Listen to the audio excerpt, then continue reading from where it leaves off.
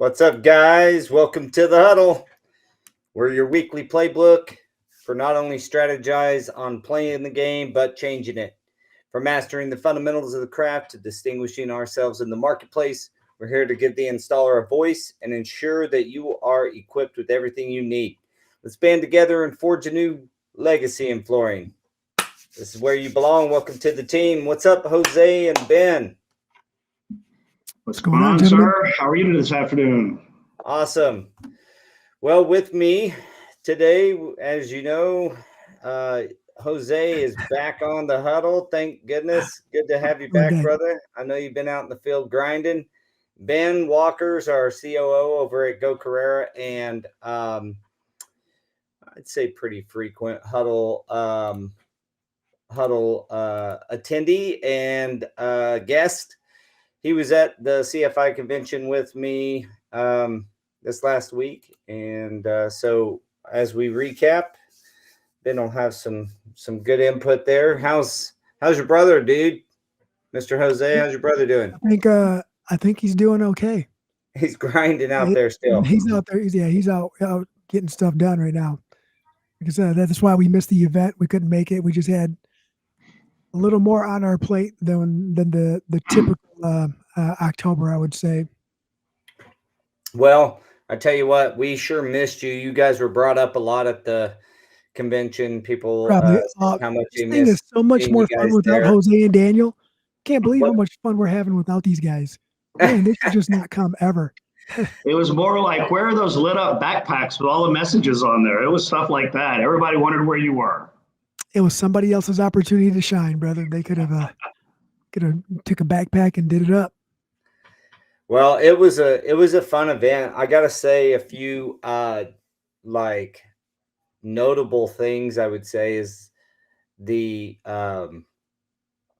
food was fantastic this year. I don't know if it changed or what, but there was a lot of comments on that. It was a lot of really good seminars and trainings. And I was there. I mean, I flew in, hit the trade show, which was much bigger this year than it normally is. I don't know if there was more people in the trade show, but it was certainly a bigger trade show. There's a lot more vendors, so that could have made it feel like it was a little less, packed. But it was pretty packed with there was one seminar or version after another, from learning how to look at a set of drawings to understanding how AI is starting to affect, I'd say, starting to make some pretty major impacts on bidding practices and to product demos, and so it was pretty cool. The layout of the trade show was really different this year, right? I mean, the room was a lot bigger. I know there were more booths. I think there was upward close to 70 booths, but because they had the dinner in there on, what was that, Tuesday night? Or Wednesday. I'm trying to remember. I guess it was Wednesday. And then the breaks in there, the trade show just went on a little bit longer, and it seemed more active. There was just a lot going on in the trade show. I think overall attendance was something in the neighborhood of 360. That's what I was told, which is maybe a 15% bump over last year. So I think it grew both on the attendee side and it grew on the exhibitor side also. Yeah, I think I was following on social media, and there was a lot of people, installers, saying that it was probably one of the best ones, one of their favorites so far. And I think that's both for CFI and FCICA, since the joint venture started with them. I think they're working well together. They're closing that gap, that communication gap, right? They're finding relatable interests from both sides and meeting in the middle. And I think that's I'm always going to say that's awesome, no matter what. Yeah, it was good. I enjoyed it, and particularly enjoyed hanging out and talking to, all the installers and getting like their perspective on the industry. We preach it all the time about getting to convention, but a lot of the follow-up stuff that's been on social media since convention is that they need to make it more affordable and more accessible to installers. So I thought that'd be a good topic of discussion today, as well as we kind of recap the events of it. Then what was your favorite event? What was your favorite part of it? Do you have one? Well, as I sit there and think about it, I definitely like the networking opportunities. I'm still building my own circle, my own, setup, my own network in the flooring industry, and I appreciate each and every one of the opportunities to do that. You missed the closing ceremony because I know you had to get back for work, but it again was good. The room was really big for it. But it was still worthwhile, and Go there's a little big bit or of go home. karaoke singing that happened before it was over. That was kind of toward the end. What was it? You say karaoke? There was some karaoke for sure. Yeah, there was. And the Did you food get was up great there? there too. They had all those stations all the way around the outside of the room with different kinds of food at each one, and the food was good from start to finish. No doubt about it. I Probably, if I had to pick just one thing, it's the trade show. I mean, since you and I were both there and the hours were longer, I think we both had the opportunity to walk around in addition to just working at our booth. And I really, liked that opportunity. Going to building our contacts with Federated Insurance was a really big opportunity for us there. And same thing with Commercial USA. So I think the trade show added a lot of value for me. Yeah, that was it. I liked the trade show. There was a lot of people. Well, you know how trade shows go. It gets pretty busy, and it was pretty cool. I liked the. I'd say my favorite like educational portion of this was discussing estimating and listening to other estimators talk about problems they have with drawing. That is the one I wanted to be at. Mm-hmm. And just being like, yeah, I've been there, checking these boxes. Like, we're not the only ones.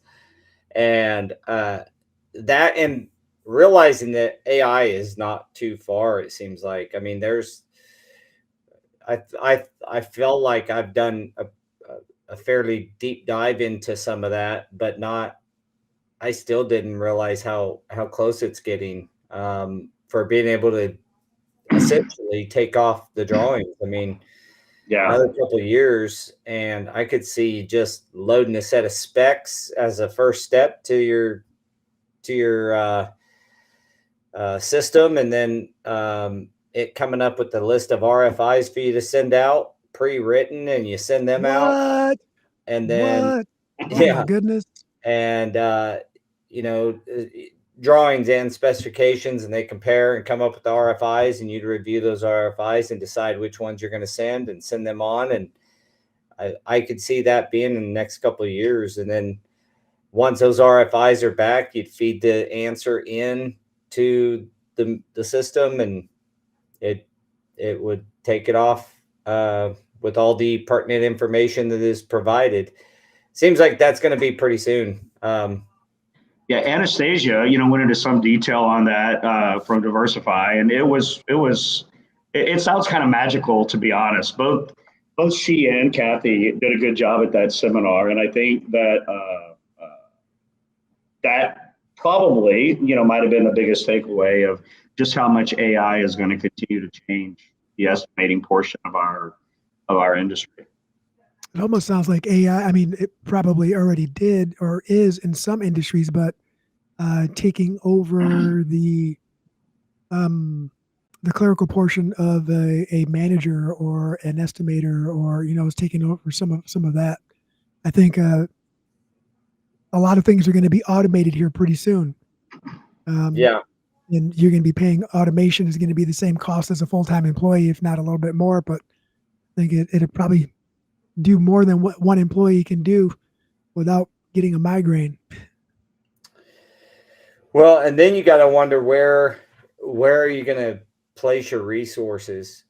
And I'm not playing on my phone. I'm looking up some social posts that I want to bring up during this for from the convention. So,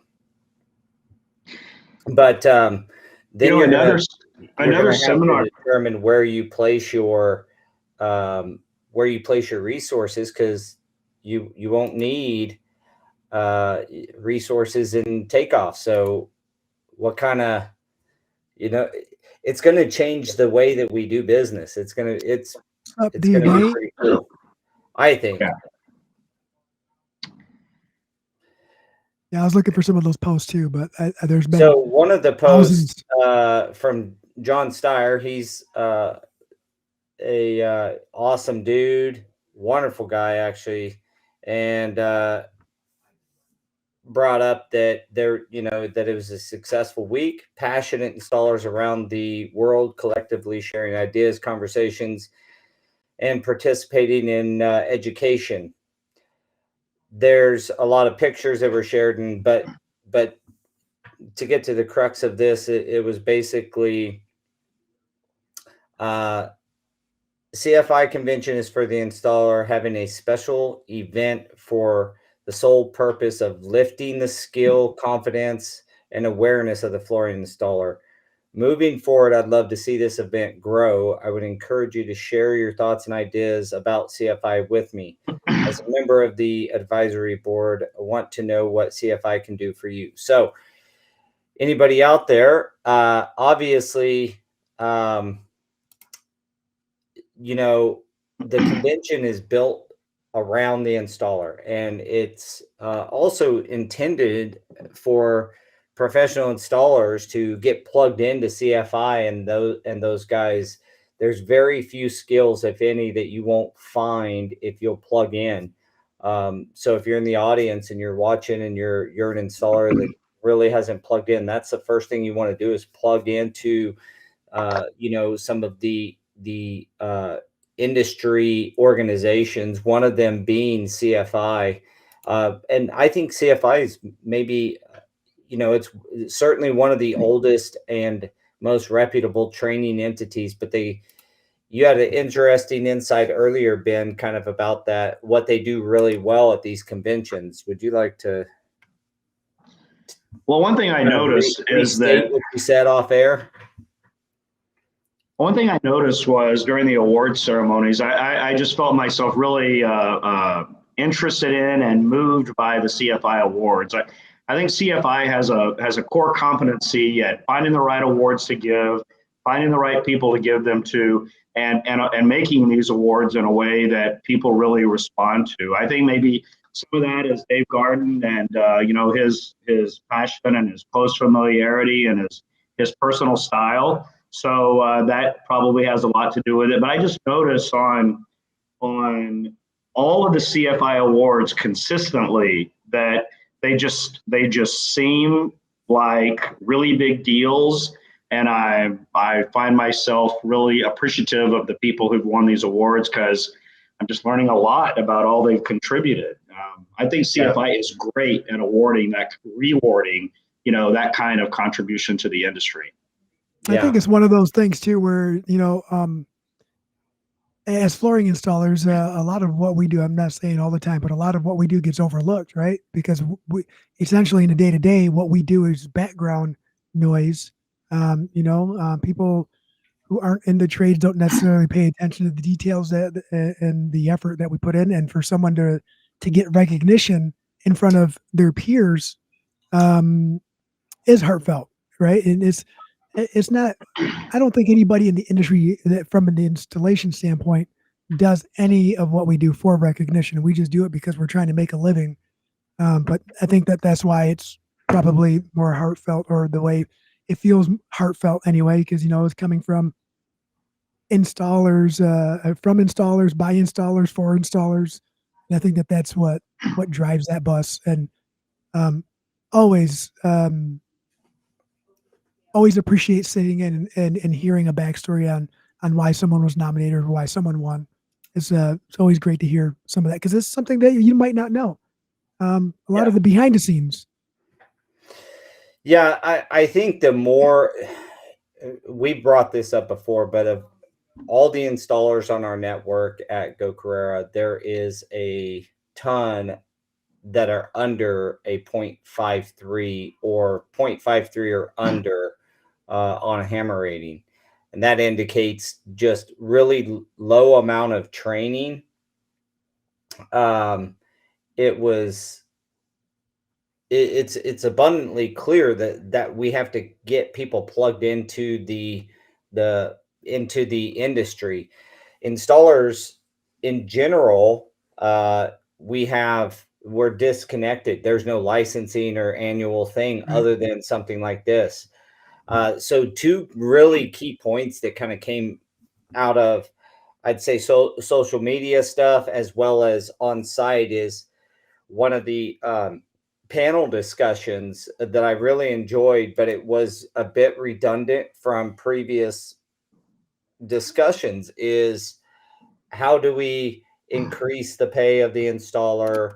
How do you increase the efficiencies and make companies better with better crews and all of these things? Um, how do you overall impact the installation community from a quality and professionalism standpoint on a large scale? That was basically the panel discussion.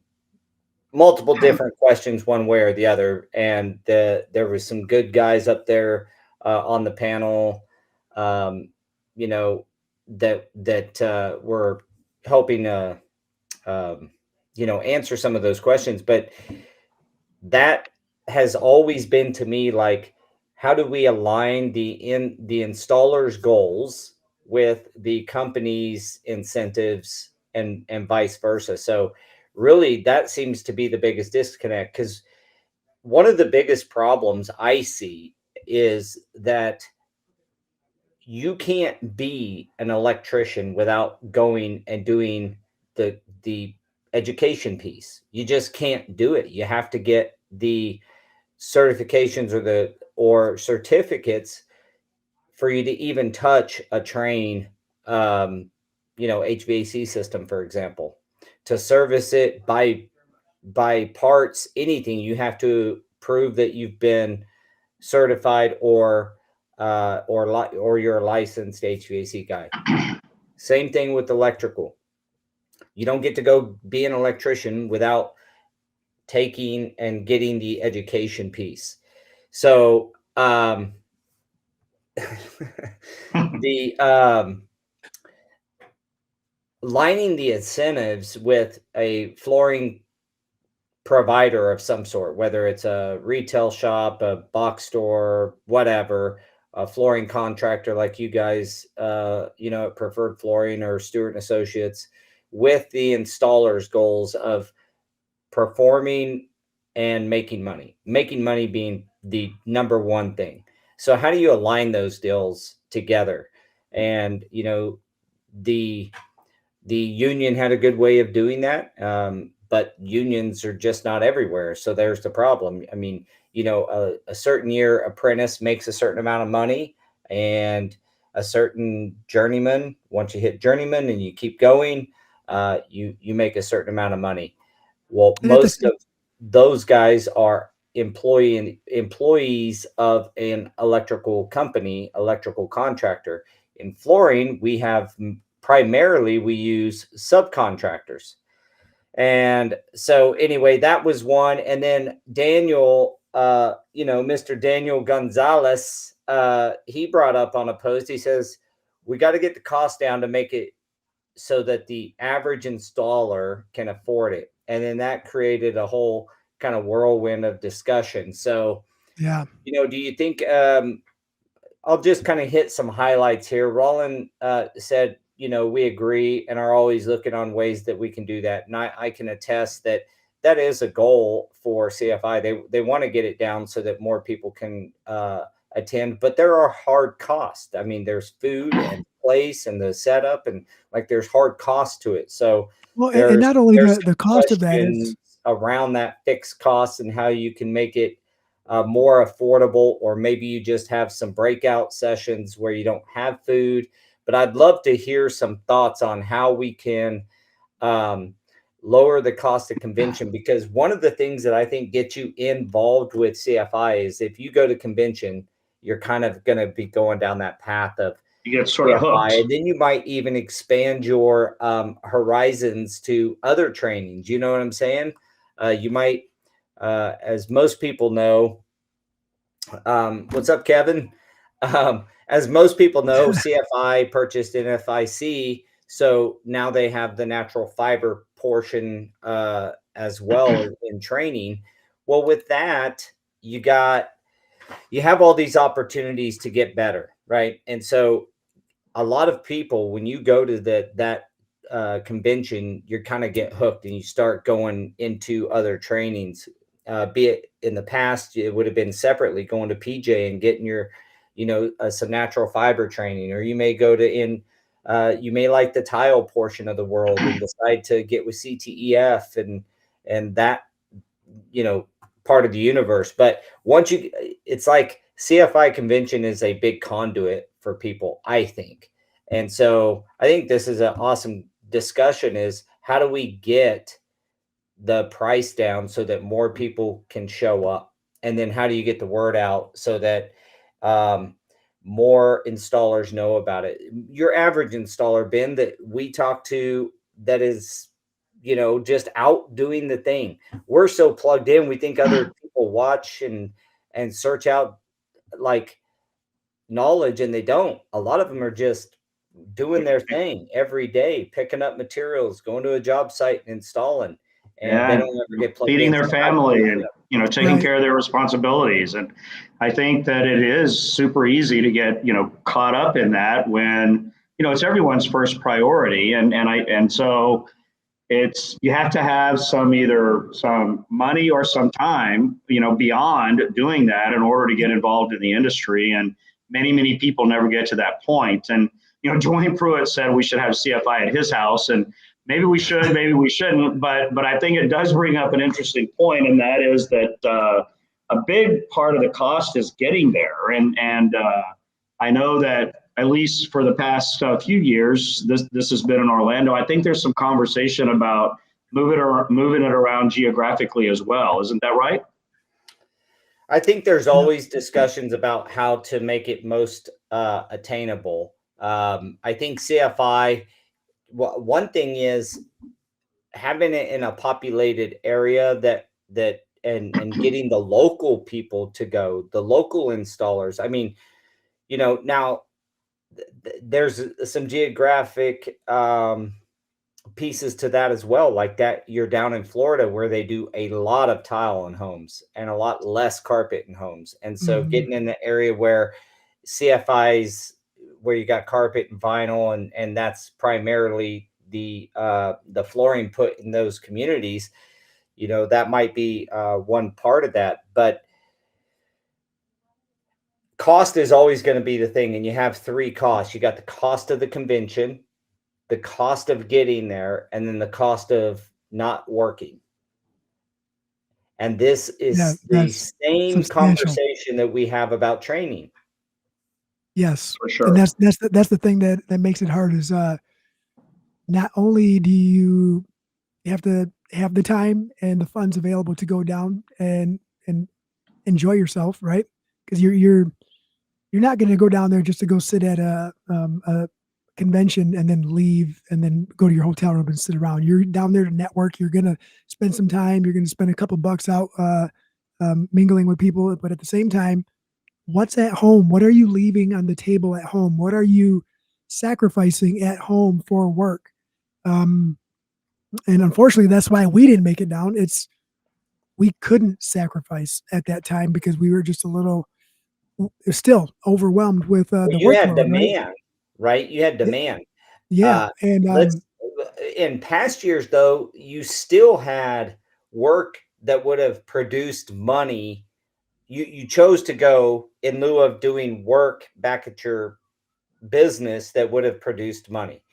And so it's even that part, even if an installer could put off, a job for a few days to go to it, a lot of them do not see the value in going, whether it's, again, I think the problem with getting installers to convention is the same problem as getting installers to trainings, is the cost of Yeah. getting there, the cost of the class, or the cost of the convention, and then the cost of not doing work.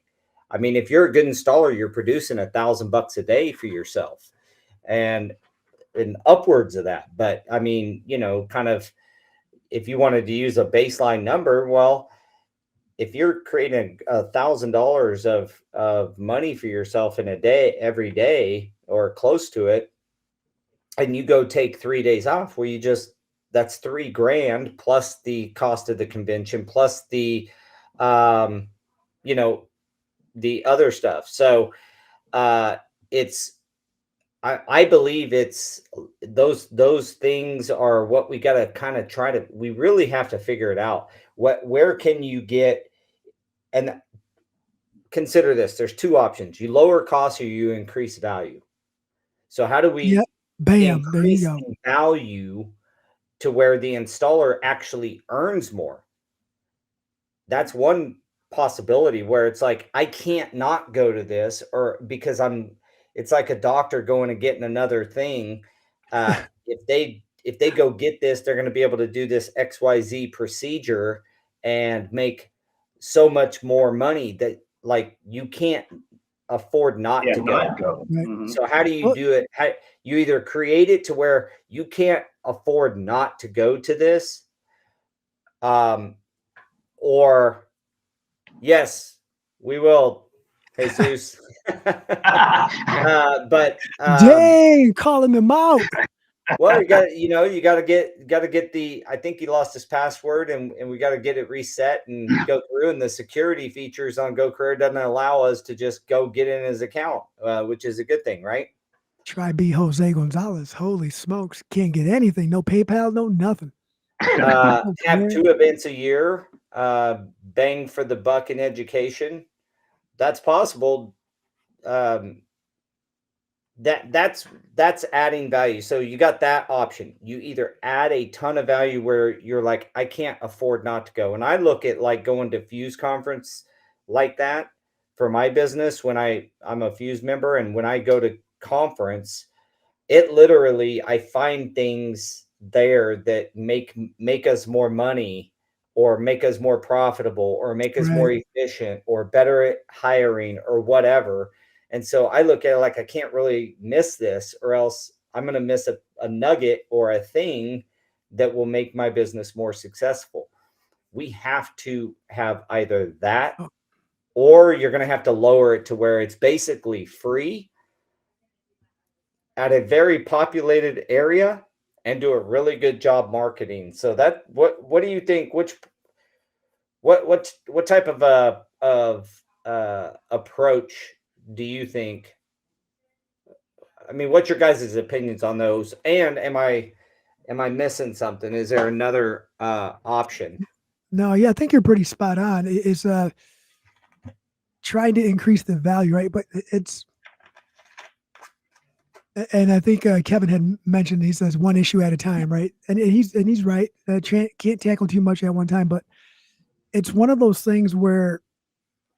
Well, what is that issue? What is the first, biggest, most important issue to hit? The biggest issue with it all is that we are not required to carry any type of certification, qualification, or anything like that. So, that's the biggest issue, because if we were required to do that, like you said, the doctors got to go back to school, teachers got to go back for their masters. Continued education is mandatory in almost every other career. Well, and if you think about the amount of stuff, we talk about it a lot on the podcast about, we have to be, environmentalists, we got to be chemists, we got to know site conditions and floor and the products and all that. And speaking of that, one of our sponsors, Floor Cloud, helps us to get that information right at our fingertips. Floor Cloud allows us to discover what the job site's telling us and makes us more productive. That's one of the technologies that have come out. And so we've talked about adopting technology as well on this. And so getting your project site conditions right at your fingertips will increase your efficiency and profitability with Floor Cloud. And guess where I found Floor Cloud? At a convention. Right. So, Same. that's one of the things that can also help. Let's watch a quick video from Floor Cloud. Real-time monitoring of your job site conditions via desktop or mobile device. No more manual checking for temperature, humidity, or even dew point. No need for base stations, Wi-Fi, or external power sources. Simply scan the QR code on the front of your sensors and you're up and running with the most accurate and innovative site monitoring system in the flooring industry. Dispatch your crews with confidence and reduce your climate-related installation issues. Floor Cloud, now you know.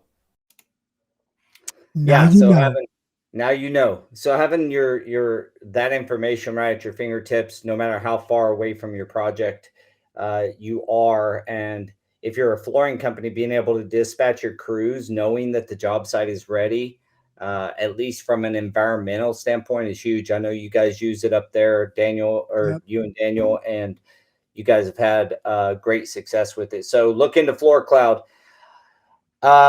Yeah, so some of the feedback here is that, we need to change the, one of us, we need to change Same the time. location to more of a central area. And it looks like there's a lot of support for that. Centralized area with an airport hub. Dallas makes a lot of sense, to be honest with you, just because it's got such a large population that can get there, and it's got a large population around it. They do all flooring there. That would be Preferably somewhere really that good. isn't going to or can't typically get affected by a hurricane or something like that, right? There you go. It does not most times. Most Well, times.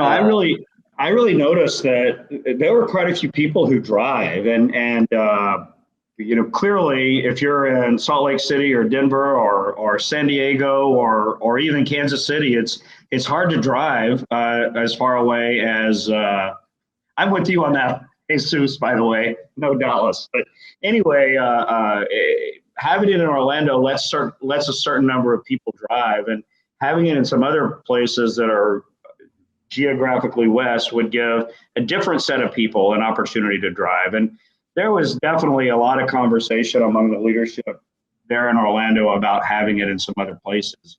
The other let's thing. go back. Hold on there just a quick second. I'm gonna go back to that one.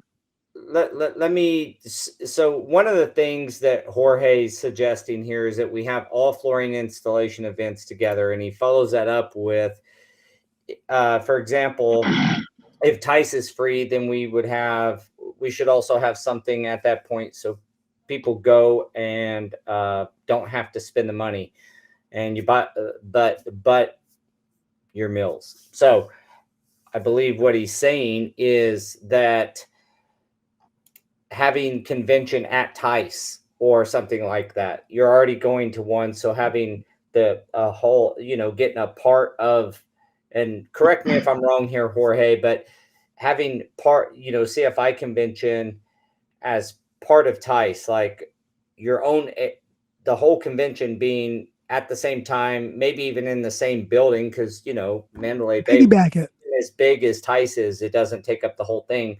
Then you have the convention, you have the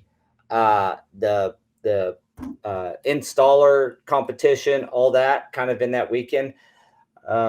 That's something to consider. And we're not making any determinations. I'm just throwing stuff out there and getting our audience to throw some stuff out there, because that's not a bad idea. This is what everybody wants, is to increase, that's part of CFI or in the installation community at all. I would say even, whether you're with CFI or AFT or FCICA or any of the training entities, CTEF, any of them, if you could imagine, all of them are going to be there anyway. And then you have a separate convention, a separate part of the convention, not the installer row where it's just tools and stuff, but an actual convention that's installer focused.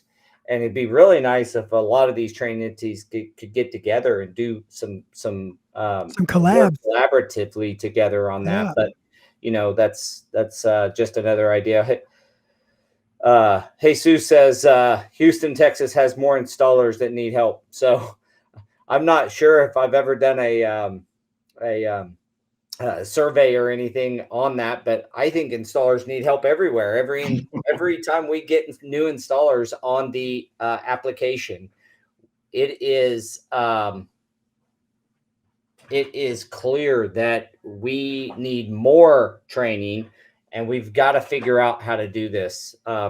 One interesting thought was, could some of that, from a training perspective, could you do some of that remotely? That's been brought up before as well.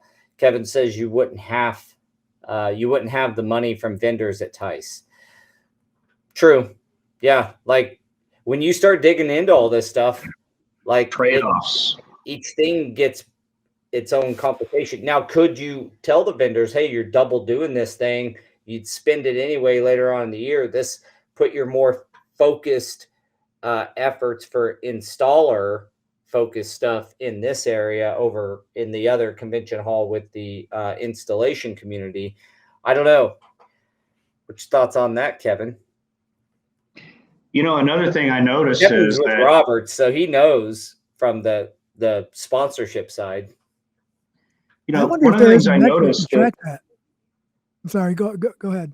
Well, I was just going to say, one of the things I noticed at last week is that, with the SIM program, FCICA has, people getting their continuing education credits all through the conference that we had last week. I don't know if there's any opportunity on the installer side, on the CFI side, for there to be, some installer training that could be happening at the same time that you would actually get some sort of accreditation for. That may be an opportunity to add some value to the meeting. Yep.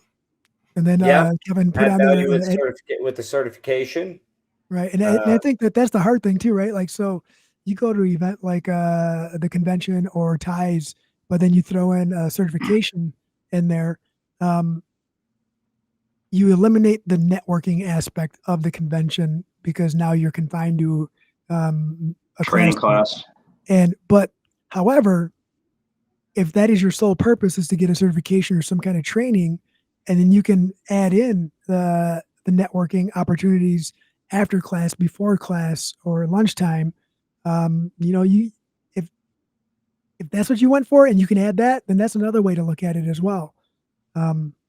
But I was going to say when I interrupted you, so rudely interrupted you, Ben, is I wonder if there's a metric to see the dollars and cents that are actually being spent from not necessarily the vendors, but the installation side of somewhere at TIES, and to see if there's a return on that, an ROI on that.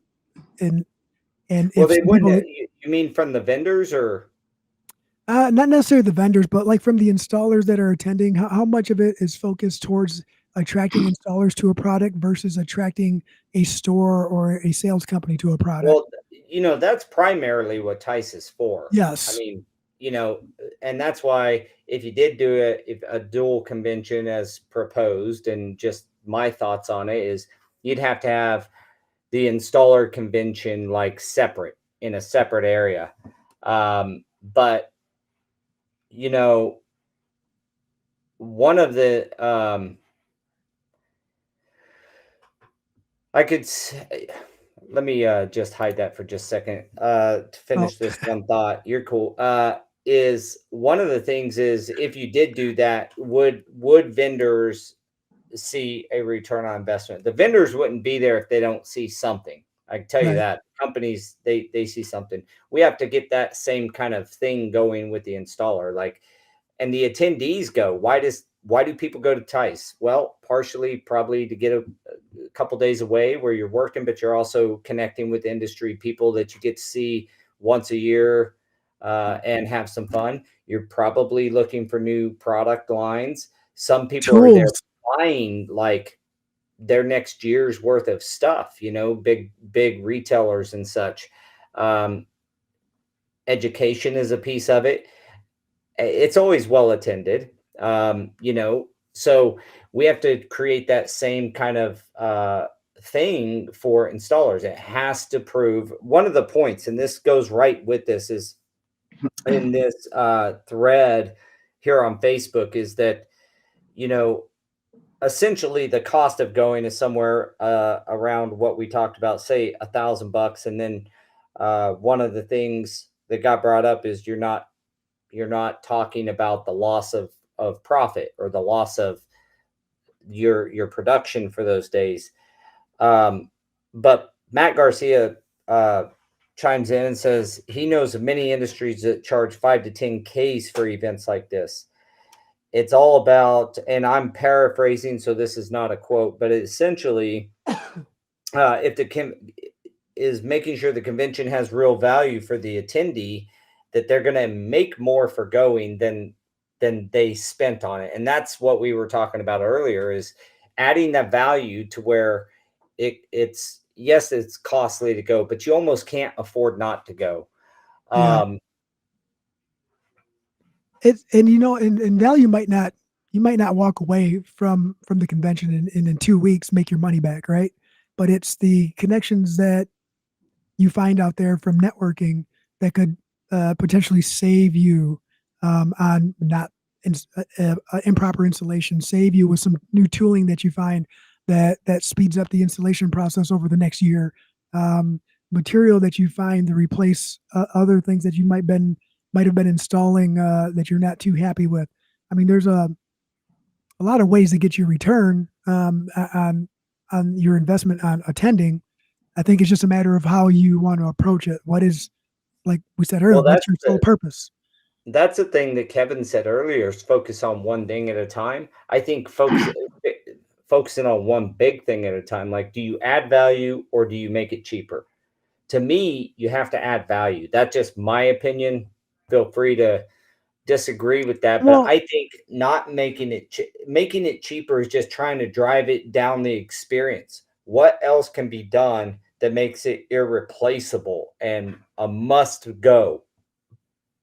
That's one adding thing. value. And then, like what Dwayne said, when you start talking about lowering the price, and this is what you shared earlier, Jose, is a lot of it takes so much to just set up for TICE, for the installation competition, that the guys that helps with the setup. And I've talked to Dwayne during that week when they set that up, when he was really involved in that, and he's just exhausted. He's worn out and ready to like go home afterwards, and so if you had a dual convention, how much more complicated would that be? And Kevin brought up the same problem from the vendor's perspective, so maybe that's a tough one. Maybe it is. And there again, just adding value seems to be easy, not easier, not easy, but easier, or a better value proposition, a better long-term solution than cutting the cost down to nothing to make it free or cheap, super cheap. Well, and it's one thing too, is you add value to it, right? And word gets out, the value that was added, more people are going to show interest, when in turn, more people are going to want to attend. And if they get value out of it on the next go round, they're going to spread the word. And that's what business 101, right? That's an organic way of getting the attendance that you need in order to make it more affordable by volume versus value. So I guess you feed it the fuel for the value fire, and next thing you know, you got more people showing up with buckets to put it out, buckets of water to put that fire out, and they just make the fire bigger the next year. For sure, with such a big percentage of the installation community not going to these conventions and not seeking out formal training, people aren't seeing that value, right? Or else they have not reached a level where they can afford to seek out that value.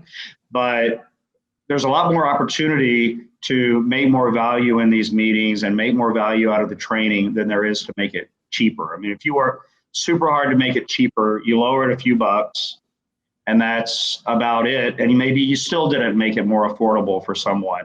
But if you add value to it, you can just have a much bigger, have a much bigger impact. And, maybe one way to do that is with some training at the actual conventions. Yeah, our certification, Jorge makes a good point. Honestly, everyone just needs to make more money, work hard, play harder. That also goes right into another Facebook comment that says, how about we get the average installer making more money? No installer should need financial assistance, because there was some suggestion about financial assistance to get there. Like, if we're all running businesses and installation businesses and making money, and I've proposed, and I am shameless in proposing that, paying installers based on their skill score, based on the level of skill they possess, and then how they provide that skill to the marketplace, which is what Go Carrera is all about. The hammer rating is all about your years of experience, your certifications, your trainings from all entities. I am a huge proponent, obviously, that is a mechanism in which installers can get paid more because they're higher trained, and you separate the oil and water, so to speak, from the 0.53s that really plague I shouldn't say plague, but make a large part of the industry is that 15-year, 20-year guy that's never had any industry training. That is a large portion of our installation community. We need to get that to where the average is not, a 0.45 or a 0.53 or something hammer rating, but a 1.5 or something. And then you have a robust installation community. So I still believe that what Matt says here is true. How about let's figure out how to make the installer more money, and higher skill, higher execution equals higher pay. And that if we can adopt a format that is there, by the way, industry, that you're a higher skill level with a higher execution of the skill set equals higher pay, then you get this machine running where people want to get the industry training to increase their rating. And if anybody had another rating, I don't care. It's just, if you have a way to score the installer that then allows them to compete based off of that score, they're going to want to have a higher score. I mean, it's gamification of our installation skills. And what you're saying is, it works. There was a universal rating scale that could be recognized by the industry worldwide, that could give us a foundation to base this on, then the world would be a lot happier place, because the installers would be happier. We would give you better floors.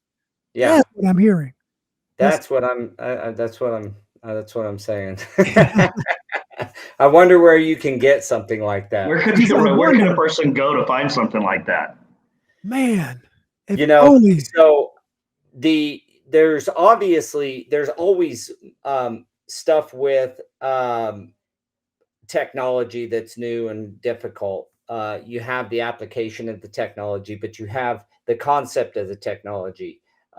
Use something that's been that was like this ridiculous thought, and is now the reason we're able to sit at our computers and talk, and that's the internet. In the 80s, late 80s through the 90s, people thought this was the stupidest thing since ever, and had no way to think outside the box. And that is the thing. I feel like we're there, where we have a solution. We do have ways to do this as an industry, and adopting those ways, it's free to do so.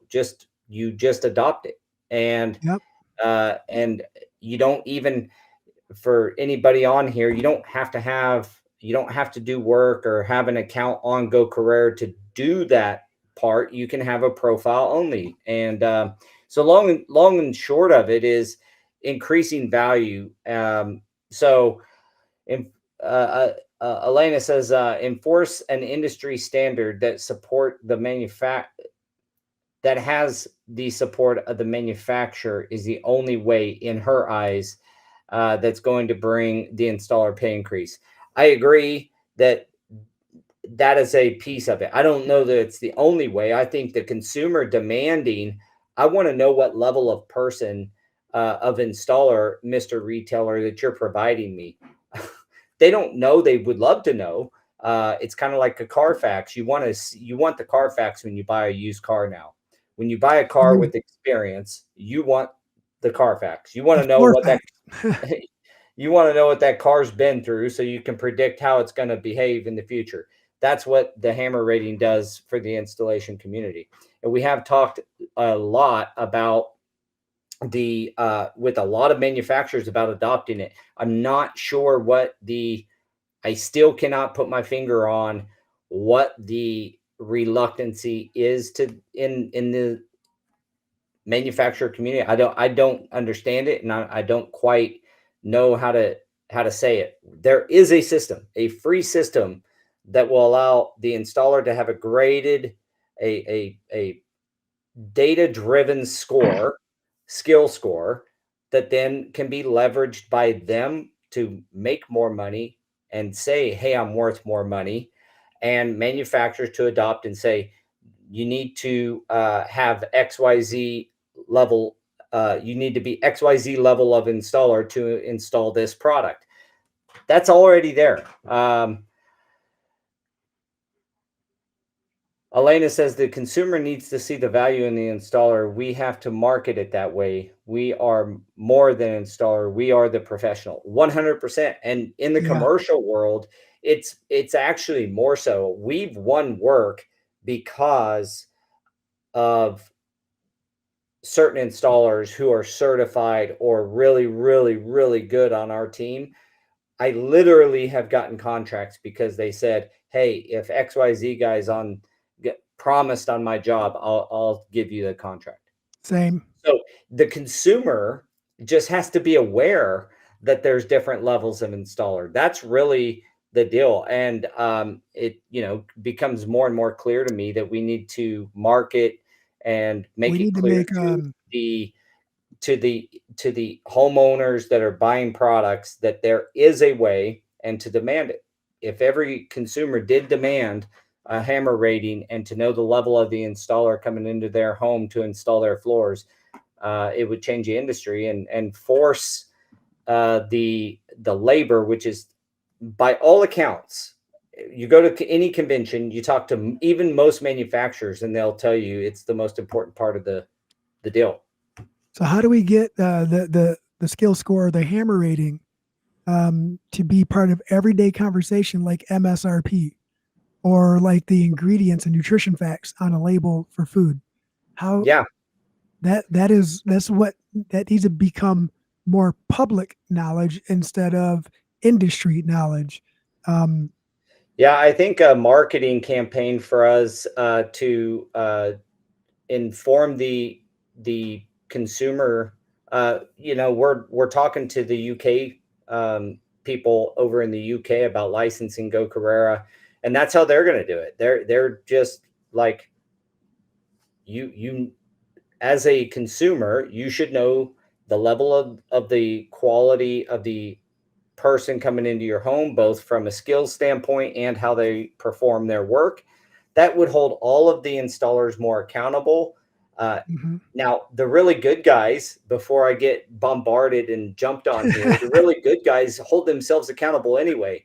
Most of the people that are at CFI convention or are on the podcast here commenting, they hold themselves accountable. I'm talking about the 0.53s and the under one hammer rated people. Those people, they need to be held accountable to a higher level and have an incentive package that then inherently incentivizes them to go and get the industry training and increase their hammer rating, increase their skill set, and become industry trained installers, factory trained, so to speak. Well, industry trained. There you go. We don't have factory training anymore. So I agree with Elena a ton on all these points. Like, you do have to have the manufacturer say, we need this level. It's been talked like we beat the dead horse about the fact that yes, it needs to be talked about, or the manufacturers need to have some level, whether it's saying you got to be certified. The problem is then they have to, there's so many different levels of training that are called certifications. So, you know, that is geez, we ran through an hour on these two. I know, dude. So CFI convention was awesome for any of you that did not make it down. It was really cool. Those are two of the biggest takeaways that kind of came out of it, was like that I seen on social media afterwards, is making it more affordable. The counter argument to that is just make the installer more money and make it more valuable. If you make it more valuable where the installer can't afford not to go, and they're making more money because of it, and you have a system behind all that that makes them more money as they get higher trained, and you add a certification to the convention, some mix of those items would start to create like a juggernaut in our industry and make a real change in our install community. Man, it sounds really easy to the people that love what they do and look forward to the progression of our industry. And to someone who might be starting out there listening, or someone who's been in business for a while and doesn't see the value in the training or certification because you're doing okay, you're doing just fine. Just imagine doing better than just fine or doing okay. This can be the start of it. Well, it seems like you said, it seems like it almost seems like duh kind of thing, but getting the manufacturers to jump on board, any manufacturers that watch this, you guys, it blows my mind. I don't understand. You want your products installed by high quality people. At every convention, they're talking about how much they care about the installer. Well, enact a mechanism that requires certain level installers for certain parts of your products that has nothing to do with you. So you're not on the hook for they quit doing certifications because the risk factor, right? Like most of the mills don't do their own certifications anymore. This is totally separate from you. All you have to do is adopt it and start using it. And it's tough. It's a tough deal. It's like we're screaming from the rooftops. And Elena says the difference between preaching to the choir, right? Yeah, I feel like that's what we do every week, is preach to the best. How do we reach the ones that really need our help? Any manufacturers out there, any big dogs in a manufacturing company that want to come on the podcast and talk about this, we can black your screen out. We can do a voiceover. But if you want to express some internal concerns on why this can't work from a manufacturer standpoint, and why you think it won't work, or if a metric you have that shows that it won't work, we'd love to hear from you. Like I said, you get anonymous. We'll put a silhouette with a question mark, and we'll make you sound like Corey from Wolf. Like whatever. You have a deep voice. You can sound like the State Farm guy or whatever, whatever insurance that is. But yeah, let's do whatever. So the topic would be, Kevin says he's in. So Ashlyn, take that down. Kevin said he's in. Let's get some manufacturers on here to have a real conversation about how do we actually increase installer pay? How do we affect our installation community in a positive manner, but through what everybody believes? It happens in every other industry that we talk about, is we have grading of the labor pool, and what ideas are out there, what is available now that works and is proven to work, by the way, on the Go Carrera network, on the installers that do work on the Go Carrera network. The higher hammer rated guys make more money, period. We've processed $30-ish million in payments. The higher hammer rated guys make more money by far. So that is not, I can stand behind that. The data proves it.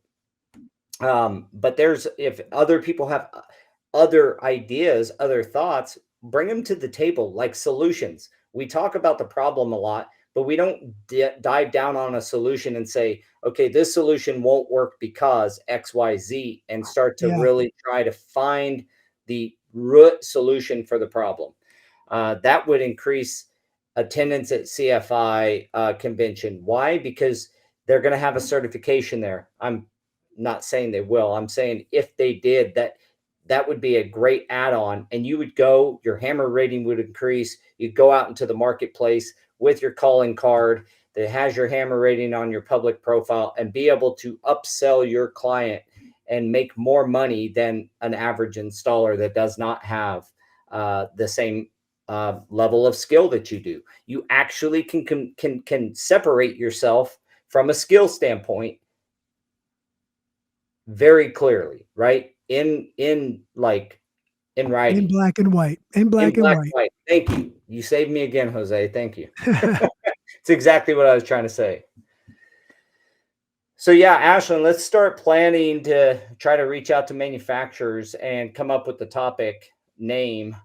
Great topic this week. I feel we should run it back next. Kevin, thank you so much, buddy, for always lots of really good comments. And there was a lot that we didn't click on. I didn't want us. I kept overlaying his conversation or what Paul was talking about whenever he's talking, and then I stopped paying attention to what you're saying. I started reading it, so I left it alone. That's what I was doing. I know. I just super interactive today. Super interactive. Lots of good input and suggestions. Well, so that is it for the huddle this week. Thank you, everybody, for joining us. If you're catching us on Facebook, comment about these couple of topics. Do we, here's the bottom line: make convention and events and training cheaper, or make it more valuable? How do you require? How can a manufacturer require a higher level of installer, and how do you know an installer's higher level? And let's have a great conversation about this, and we'll run this back, Kevin, and have you guys on. I can't wait. It's awesome, everybody that joined us today. If you like I said, if you're catching us on one of the social channels, make a comment, give us a like, give us a dislike, whatever you like. If you catch us on the recording of this that goes on YouTube, like and subscribe us on there. Follow us. Give us some love. Gentlemen, this was an awesome podcast. I enjoyed it. What's up, Ben? Jesus, just so you know, Jesus, I've been talking to Raquel. We're going to be in touch with you in the morning and get you straightened out. Yeah, he did ask name, again. Ben's alter ego name is Kevin. just so that's out there for the whole interwebs to know. Maybe one day we'll tell you guys how that came about. Yeah. Jose, who could that possibly have your brother? We missed him not only at convention but on the podcast, and hopefully we can we'll see him this next week. Love you guys. Keep up the good fight. Thanks everybody for all the great comments. It was a really busy podcast and love to see it. And we'll catch you guys next week. Give us a thumbs up, thumbs down. Help us increase the audience of this show. We love you. All right. Thanks, everyone. Thank you.